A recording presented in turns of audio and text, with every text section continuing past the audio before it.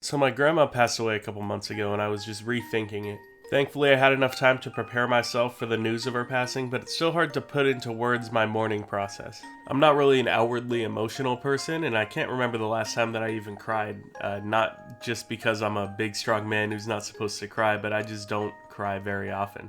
But if I had to describe my emotions when going back to Wisconsin to attend her wake, I would say I felt distant from the whole situation. It still really hasn't hit me that my grandmother, who all of my friends knew, is really gone, but when I look back at the wake and the people that were there and I noticed their emotions, I couldn't help but notice a couple other things as well. Firstly, the diversity between California and Wisconsin is a sight to behold. Not being a full white person in the town on the border of Wisconsin and Illinois makes you stick out like a sore thumb.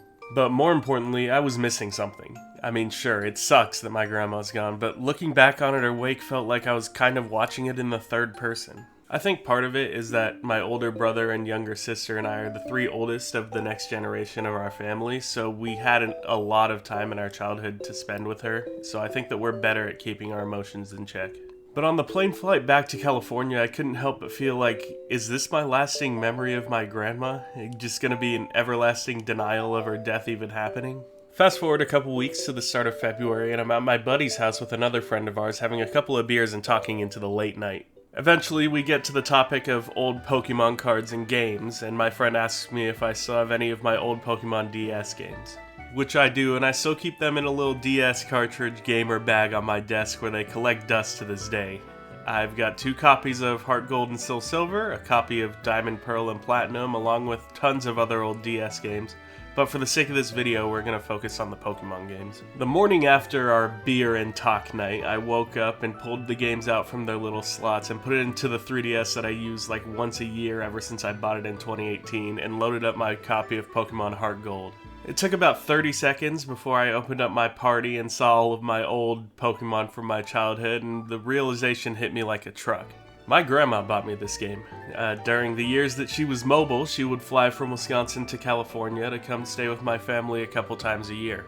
I vividly remember walking home from my elementary school and hearing the cheerful voice of her asking how my day was and how my friends were and if I was hungry for a snack. One thing she always did in the couple day span that she was visiting my family was take my brother and I to the now defunct Toys R Us. She would give us each a $20 spending limit and let us run free. I would always gravitate to the Pokemon card section and buy whatever tin I felt was the coolest, and my brother would end up buying whatever small Lego Star Wars set he could find. And if we were well behaved in the store, maybe she'd let us buy some ice cream on our way out the door.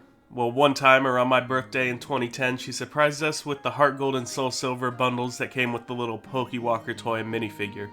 She didn't know this, and never did know this, but Pokemon Heartgold has always been the game that I look back on with the most joy. Heartgold went with me everywhere. It was in my backpack in school when we weren't allowed to have electronics. It was at baseball tournaments in between games. It was there under my blanket when I was supposed to be asleep. And by extension, my love for Pokemon as a franchise can be tied to that gesture that my grandmother did for me and my brother, even though my brother's love for Pokemon fizzled out eventually. You want to know how obsessed with Pokemon I was back then? My family had a bunch of people over to watch the Packers vs. Steelers Super Bowl in 2011, and I'm a huge Packers fan. This was the only time that my team has not failed me in the playoffs in my entire life. The Packers won a great game and my dad was cheering the whole time. But you know what my favorite thing of that day was? My buddy Mateo and I were playing Pokemon Heartgold and Soulsilver in the garage during halftime, and I finally caught Rayquaza. Not any of the plays in the Super Bowl or celebrating my favorite team winning the championship, it was just that I caught Rayquaza that day. So needless to say, my recent opening of my old Heartgold cartridge kind of flooded back all these memories that I had kept locked somewhere in the back of my head about my grandmother. Like the fact that we would watch Ice Age at least once every time she visited, or when she came to my elementary school with dry ice and made root beer for my class, or her watching in the bleachers of one of my baseball or soccer games. And that's when it really hit me. Those experiences, you know, the knowing of somebody who looks down on you so fondly without a single bad thought in their mind are gone now. That chapter of my life has forever been closed, and it's been months since that chapter closed, and I still feel like if I had just texted her about something, she would still respond. But I know it won't happen. And with this realization of the loss of someone who I often didn't realize influenced my entire upbringing, it puts a meaning behind the almost empty feeling of the passing of her.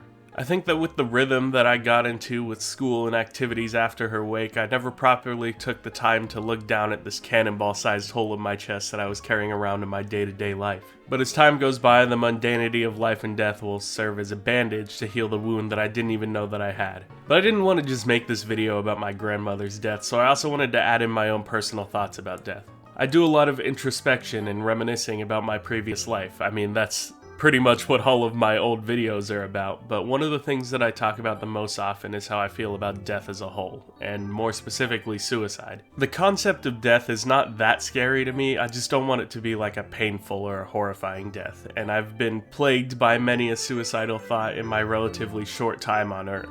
It got to a point where they weren't the clinical, out-of-the-ordinary suicidal thoughts, they kinda just became thoughts that sometimes included suicide.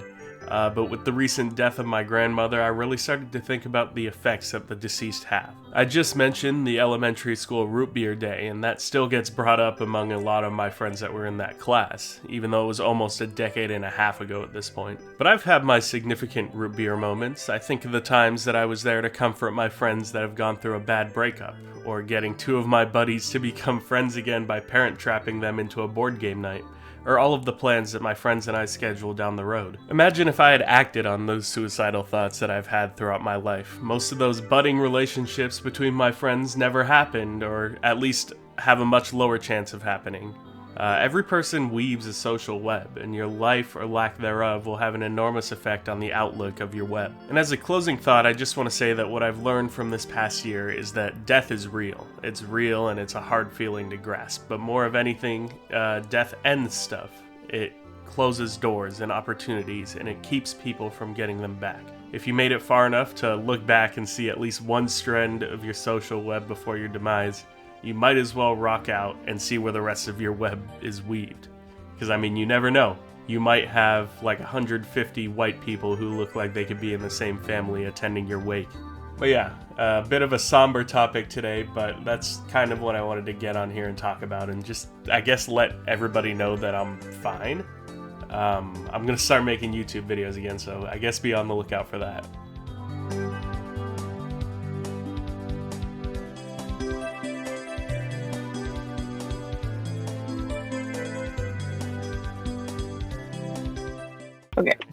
Okay, now we're... You're kidding.